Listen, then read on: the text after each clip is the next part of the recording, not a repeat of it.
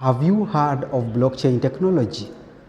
What is the impact of blockchain technology and how does it work? As a user and a consumer of most of these end products of the blockchain technology, let me give you what you need to worry about and what you need to be aware of. 1. Blockchain technology is a set of sophisticated technology operation that has been integrated by the financial institutions, the banks, M-Pesa, some of these microfinance institutions, the SACCOs, and the loan applications that you have on your phone.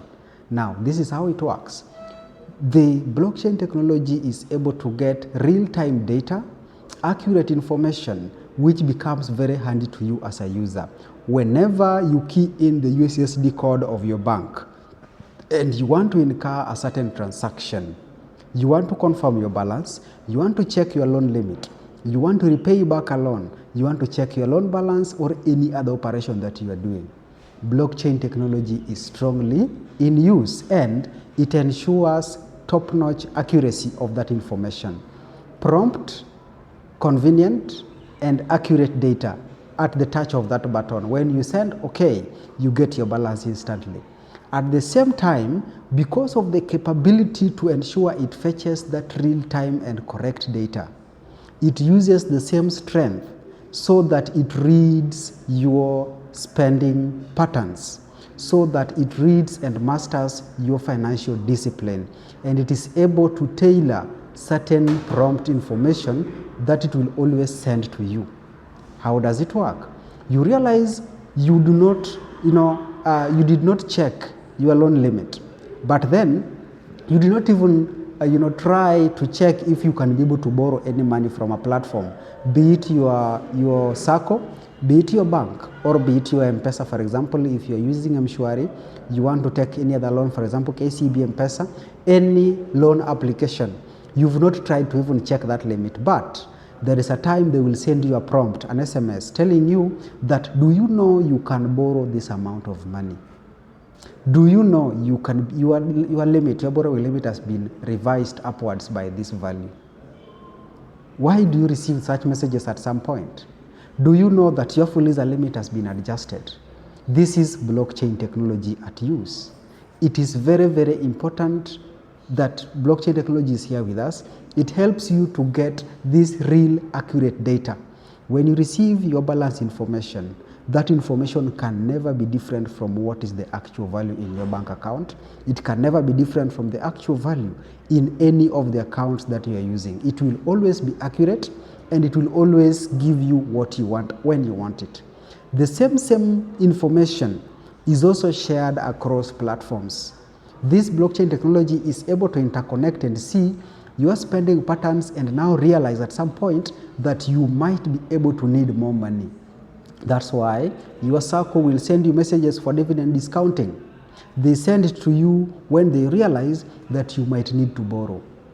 Your bank sends you a message that you can be able to secure some salary advance. They send you a message that you can be able to get a 1-month loan. They are sending you a message that you are able, you qualify, your credit score is able to give you some amount of loan. You will be tempted to go and check, and they will be able to give you a loan. That is a strategy.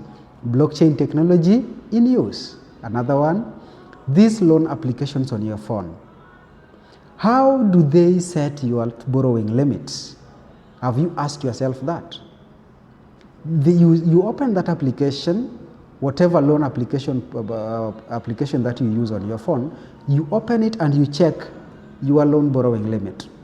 Where do they get that information to tell you that you can be able to borrow this much? That is blockchain technology, the integration that it has, and the network and the accuracy in the real-time data collection on your operations, your financial transactions, and onto your accounts. They know what is in your M-Pesa account. The bank systems and the blockchain technology integrated into them already knows your bank account movements. They know how much money that has been staying in your account for what period. They know your spending patterns because actually, whenever you pay for any transaction using your phone, it is recorded. It is captured somewhere. That's why you are even able to get your M-Pesa statement. If it is not captured and not stored somewhere, you would not be able to get it. That's why even your bank transactions are also kept, and the blockchain technology integrates, analyzes, and can be able to give a judgment on how you spend your money, your net worth, how you operate, and how much you will need. It can even give a budget on your behalf. You might not know that. Now, because of all that capability, it is a very good thing that makes our work easy, makes life easy and interesting. But at the same time, if you don't be very keen on such kind of operation, you can be a slave to the prompts if you want to react to all of them. One, you open a loan application, they are able to know which limit to give you, because their systems integrated with the blockchain technology can be able to see what is your ability to pay, how much money passes through those your accounts. They will tell you, you can borrow 100,000 shillings because they've already seen and they know the trend that happens on your account. You can be able to borrow 10,000 shillings, they already know. And at some point you realize they will reduce your limit, even if you've not defaulted in paying back any of the loans. Why do you think so? What advises them? You just realize that you check your M-Pesa balance, or maybe you want to secure some loan and you realize that the borrowing limit has been revised downwards without your knowledge, either on the loan applications, either on your bank or on your SACCO. They've mastered your trend and they know that this is the limit that befits you, given your past trends, given the balances that you have, and given how your behavior with the money over time, because they can tell and read all that. So we should appreciate technology, and again, we should be aware of certain biases and attempts that it can always invoke into us to make us respond in certain ways. So whenever you receive those messages of your full user limit being revised upwards, you do not have to act.